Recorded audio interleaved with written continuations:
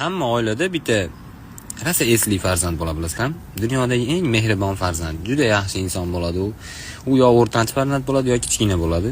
Men misol dadanglar uyga hammaga bir xil qilib, nechta farzand bo'lsa bir xil qilib shokolad yo marzdan любой yeydigan narsa olib kel, to'g'rimi? Birinchi bo'lib yeb beradi katta farzand, chunki ukasinikiga o'tish huquqi bor-da uni. Yeb qo'ydimi? Keyin o'sha paytda ukaning o'piti boshlanadi. Hali jicha qoldirib turib, ayasiga borib turib, "Aya, nondan tatib ko'ring-da, shirin ekan" deydi. Aya ham haligini tishlab turib, "Voy bolam, rosa mehribonsan-da, sen boshqachasan-da baribir" deb beradi-yu.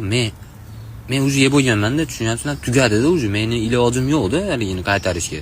Uni haligi marijnani yegandan dadamni shapalaqli asortisini yeganim yaxshi edi undan ko'ra.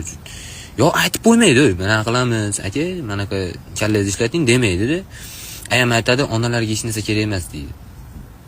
Biz oilada shu gapga amal qiladigan yagona inson menman, bilib turganinglardek.